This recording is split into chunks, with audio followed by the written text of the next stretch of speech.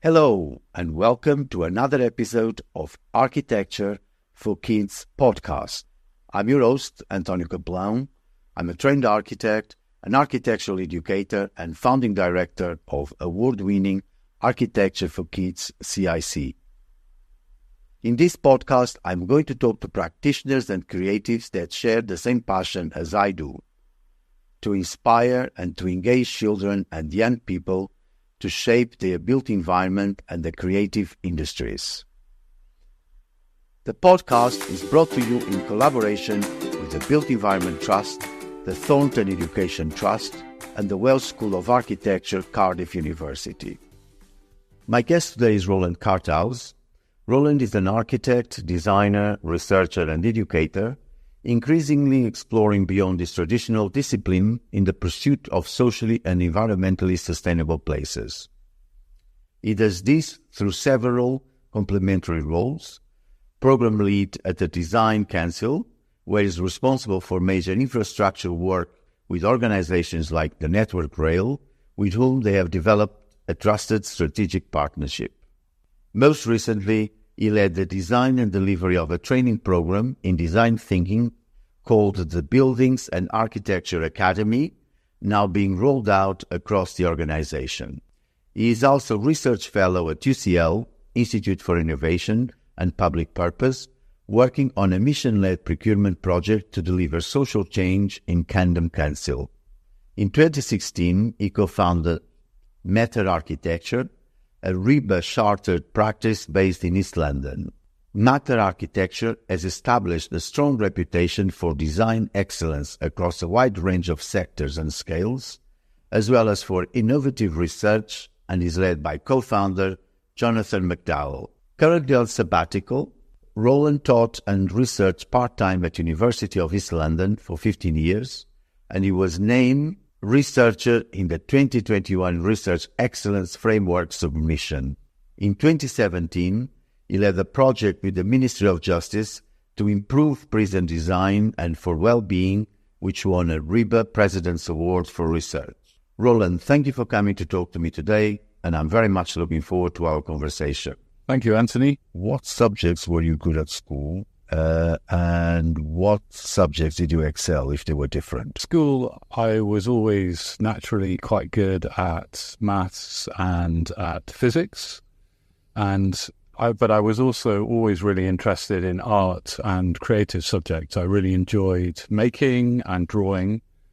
And at my school, the tradition was to choose either a science or an arts-based route. So when I took my A-levels, I had to choose between doing maths and physics or doing art. And I chose to do maths and physics, but I found that when I started studying architecture, this was unusual, and that art was really equally important as maths and physics. So I felt like the education system was maybe a little bit constraining, because it forces you to make these choices very early in your life when you're not ready yet necessarily to know what you want to do for a job as you grow older. And what made you go into architecture, Roland? That's a really good question, because nobody, at least in memory, had been to study architecture from my school before.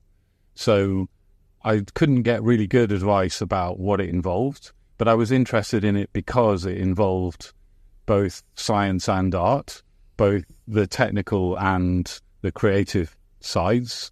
And it's only there are very few jobs that combine both of those ways of thinking. They're very different ways of thinking and working. So that really excited me. And just the physical nature of the built environment, the fact that it's around you and that there's a job that can help to shape that excited me.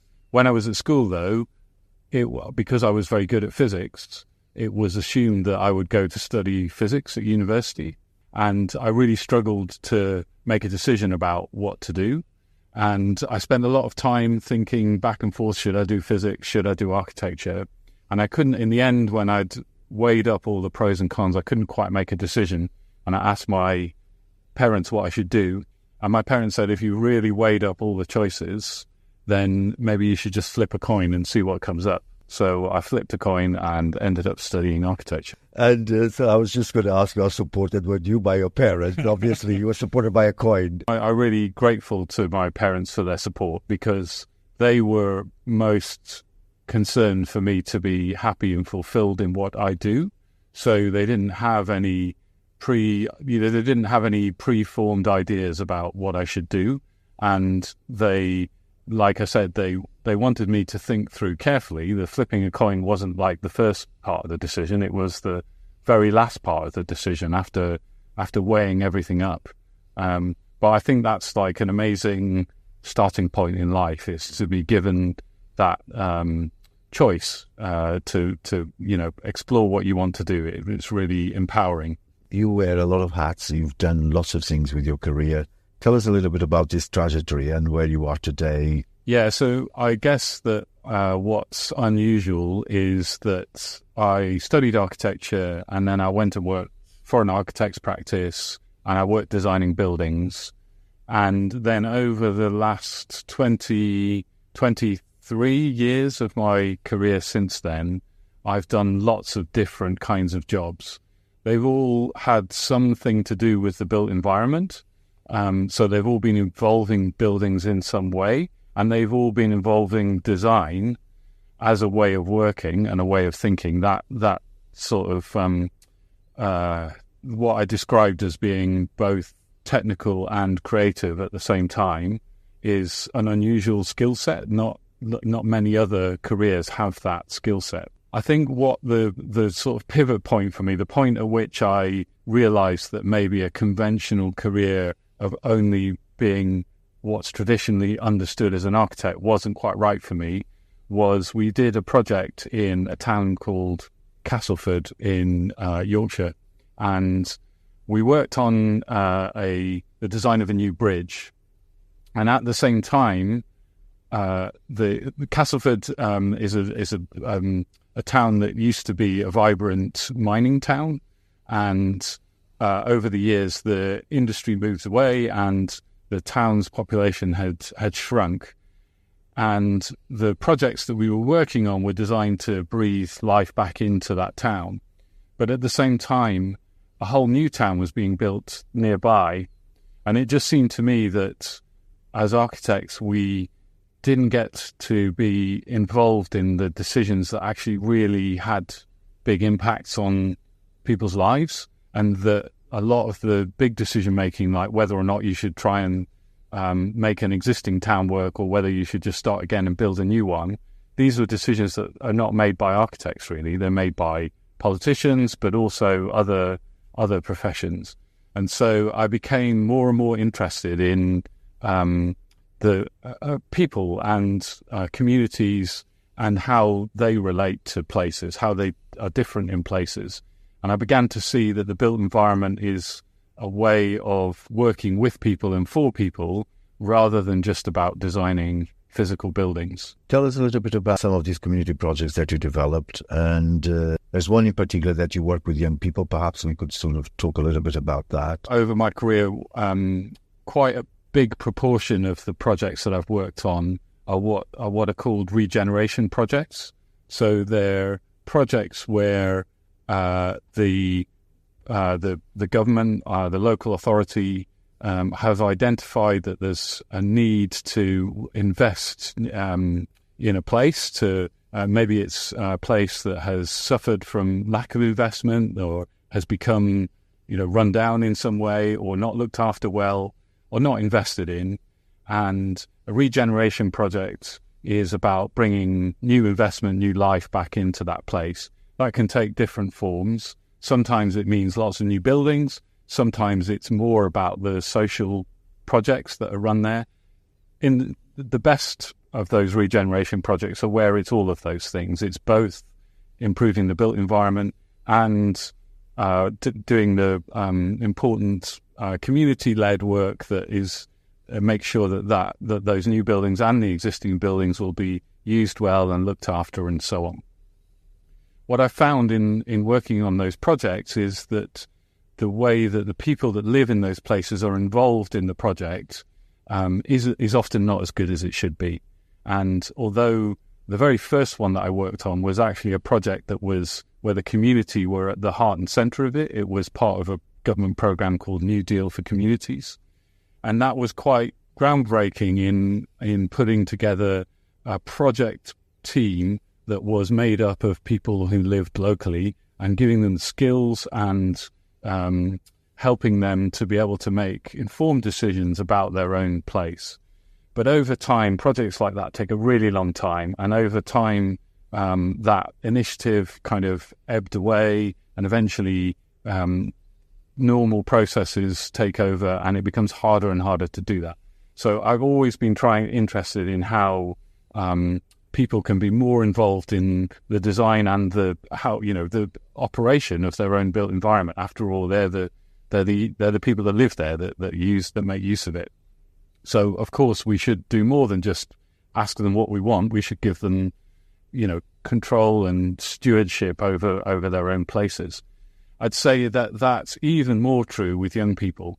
So I think we start from the assumption that young people are not as able to be involved in the built environment as adults. And when you're talking about regeneration projects, the project that I mentioned, the first project I worked on that project in 2005, and it's still being built. So that means that some of the people who are now living in that place were children when we started. So the idea that you shouldn't involve children, or that you shouldn't make extra effort to involve children in the design of their built environments makes no sense, because they are the future of that place. The project that I'm a co-chair of an advisory board for is a project called My Place, and it's an initiative that was kickstarted by a charity called Footwork in Finsbury Park. It's supported by the three boroughs, Islington, Hackney and Haringey, and the project is based in a building that sits on the boundary of all of those three boroughs. So the idea is it's already about trying to break down boundaries between places, but it's mostly about trying to break down boundaries between ages. So the project recruits a cohort of young people aged between 13 and 18, and it provides a kind of summer school environment which trains these young people in social research techniques. They go out to engage with all people, local people of all ages, about the design of the built environment, about regeneration projects that are happening in their area. And the aim of it is basically two main objectives. One is to give those young people the skills to be able to research and to be able to contribute and to represent the wider community in the consultation process of regeneration. And the other is to build their skills and confidence to be able to take part in the actual decision-making of regeneration projects. So My Place sets up a charter, and organisations that want to work with them have to agree some principles, and those include that the young people are treated as equals and have a decision-making say in the processes. As you were speaking, there was three questions that came to mind. One was, how do you manage that relationship between you, the expert, and the young people, or the users that are sort of taking control of the project? And I suppose the other two questions would be, what is the impact on focusing on young people? What is the impact that this project has on their life and their potential choices, as well as, then if we could look at it again, in your view, the impact on the built environment, which some of things you've addressed already, but maybe we could elaborate a little bit more. Okay, one question at a time. So I'll start with I think the question about experts is a really, really good question. I think that often the mistake that is made in consultation processes is to think that the people that you are consulting that you're consulting them about design. There's a good reason why an architecture course takes at least 7 years. Design is a process that takes a lot of practice and a lot of training to become good at. that means that you're an expert in design. It doesn't mean that you're an expert in the place that you are designing for.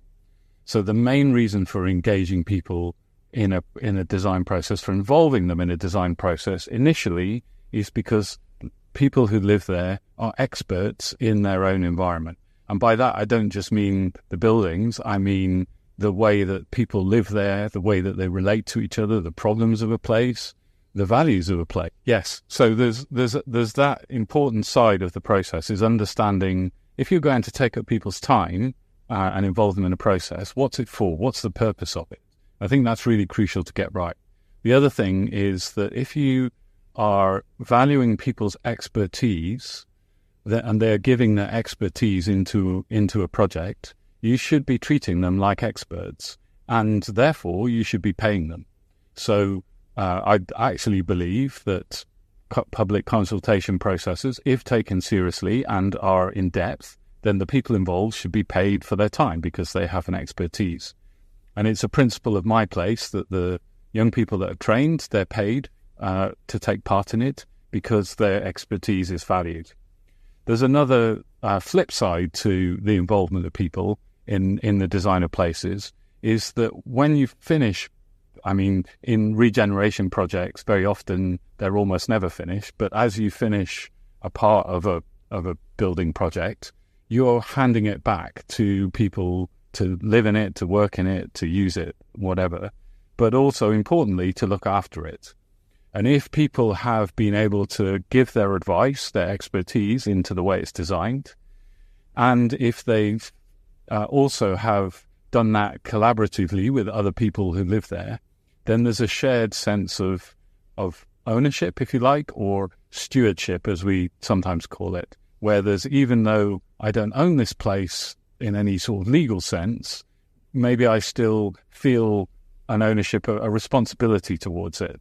And I think that's something that is behind a lot of the problems that we see in the built environment, is a lack of shared collective ownership over a place. And again, I think you've got to start that sort of thinking at the youngest age, if you wanted to. I understand your position in terms of paying for public consultation because, you bring an expert and so you're valuing someone's opinion, because especially in the way our society is set up. But, isn't it possible that you're also attracting the wrong people by doing that, or attracting sort of people with the wrong interest into these consultations?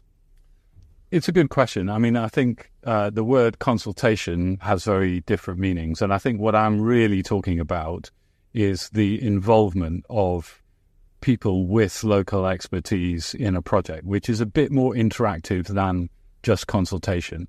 If it's simply a case of showing a drawing of a building to a large number of people and saying, do you like it or not, then it's probably not really worth paying for their time to do that. But the active involvement of people is where you get the most value, and that starts much earlier in the process, before you have a building to show, a drawing to show. So in that sense, I think it's really important. I think the other thing is that, of course, like any contractual arrangement, it's a two-way thing. So you're paying for some expertise. If that expertise isn't given in good faith, then no, you shouldn't pay for it. But of course, that's all part of a good research and recruitment process that, as is happening with My Place. The experience of the first cohort of My Place has been astonishing, and those young people have stuck with that program, have got an amazing amount out of it, and have given an enormous amount back to the organisation My Place. It's absolutely right that they should be paid for. And I think you're touching on one of the other question, which was the impact on their lives. The impact on their lives is hard to measure yet, although the project has actually just completed an impact report, which I think they'll be publishing soon. If you look at My Place Finsbury Park, you should be able to access that report, and it does show the effect on those young individuals, but also on them as a group, and on the aspirations of their peers. And the project is now recruiting a second cohort. So already we're seeing that impacts have effects more widely. I think one of the question about the effect on the built environment is it's always a really difficult one, because the time that the building projects take is so long. I talked about that original project that I worked on, which is still being built now. So over 20 years, the effect that has, that you can see in the final building, takes a very long time to tell. So I think you have to look for indicators along the way, and that is partly about what individuals are gaining through the process, how decision makers are taking notice of them, what decisions. To me, if decisions are looking the same as they were before, then there hasn't been a great impact. Because the one thing you can be sure about is that young people will have a different view on decisions from older people who have the.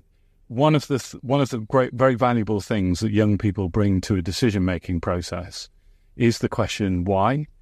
So as we grow older and we have more experience, it's one of the potentially downsides of greater experience is that we rely on our experience when we make decisions. So we don't tend to question everything. And that's kind of understandable, because it would take longer to question everything. But we tend to get into this habit of not asking why enough. And that leads to different decision-making and better design, because design is about the process of asking why. But it seems like there is kind of a new slit to involve children and young people. In your years of career and your experience, have you noticed that there is kind of a change at the moment, or there's a shift? Tell me a little bit about this landscape in which kind of we are at the moment, and you've experienced it all now. You're right. There's been a long history of, I suppose, cycles of interest in involving people generally in the built environment, and also involving children. I think we're probably in maybe the fourth or fifth cycle of that. And I think that the recent interest in it has really arisen out of COVID and after lockdown, and a recognition that some things that we've been, the way that we've been doing some things hasn't been working well, and hasn't been working well enough for everyone, and that young people have been very excluded from that process. I think it's also in the context of increasing awareness of the climate crisis, of inequality around housing, especially with young people. It's never been harder to own a home as a young person, and so I think all of those pressures are creating, a really strong search for new ways of doing things, of trying to involve people, and especially young people in the built environment and in decision making. I think it's an open question as to whether it's just another of these cycles, or whether this time actually things might change. I mean, I'm hopeful that things will change, not least because I think those crises, the social crisis, economic crisis, housing crisis, and climate crisis, are probably combined a stronger force than we've maybe had before. And that might mean that there's actually, it might precipitate some change. I'd like to focus a little bit now is on your career as assistant professor at UEL. I'd like to ask you, in terms of the curriculum, how are we preparing kids, for instance, to study architecture or the creative professions? And, and in terms of these community engagements, how do you think that is kind of looked at in the national group? I really enjoy teaching at university and architecture school. I really enjoy the energy that young people bring, and the fresh thinking and ideas. And sometimes it feels like, at the best moments, it feels like I'm learning as much as they're learning in the process. It's really is a two-way process. I suppose what I notice is that when people join the course, a lot of the work that we have to do involves a kind of unlearning of what has been learnt through the formal school education system. And that can be for reasons a bit like in my experience, where the system tends to channel you in one route or another, and architecture is a genuinely equally a technical and artistic creative process. It's both of those things. It can't only be one or the other. And so school doesn't necessarily prepare you for that very well. The other thing that the education system struggles to do, except in a few subjects like maybe like design and technology, is that the design is not about getting answers. It's about asking better questions. And that's a really difficult idea if you go through a whole school system where the whole purpose of every exam is to find the right answer, then the continuous questioning process, which is what drives the design process, doesn't come naturally. And to be able to do that through materials, through drawing and modeling and so on, it's a very liberating process. But I think that sometimes people coming into that environment, having come from a school education system, find that transition difficult. So what needs to change in your view? So I think that I mentioned design and technology, and I think what's useful about that course is that architecture is only one form of design. Architectural education, I think, is very valuable for lots of different kinds of jobs. I think it helps you not just to become a good architect, it helps you to become lots of good things potentially in the built environment, and that has certainly worked for me. And I think at school, design and technology is a bit like that, in that it starts those design thinking processes, which are about asking questions and about doing research to work out who are you designing for, to ask what do people need, and how can you research that and find evidence for it and use that to design with.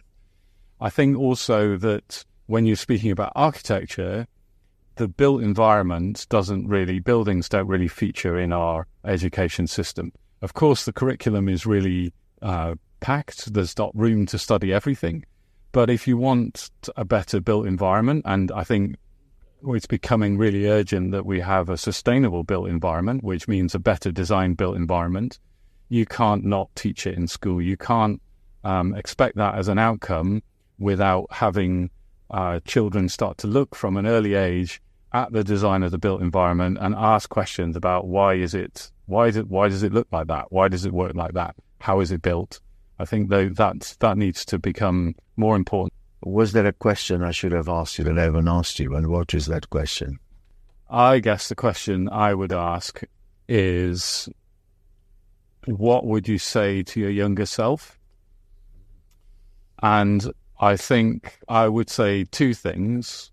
One is, don't be afraid to take risks in your decision making, which I think I did do, but was probably nervous about at the time. So don't be afraid, but at the same time, don't be arrogant and think that you know everything, or even maybe that you really do you know anything. And the idea that you should always question things, I think that I would encourage my younger self to do that, maybe even more. Thanks, Antonio. It was a pleasure. Thank you very much to my guest today, to all the listeners, and please subscribe to Architecture for Kids podcast and leave your rating and a review. Recommend us to your friends and family. And to find out more about it, visit our websites: antoniocaplan-portfolio.co.uk, buildingcentre.co.uk, thorntoneducationtrust.org, cardiff.ac.uk, and follow us on Instagram, Arch for Kids CIC, Twitter, @Kaplan, LinkedIn, @Kaplan, CAPELAO. And please join me again next week for another episode of Architecture for Kids podcast, brought to you in collaboration with the Built Environment Trust, the Thornton Education Trust, and the Welsh School of Architecture, Cardiff University.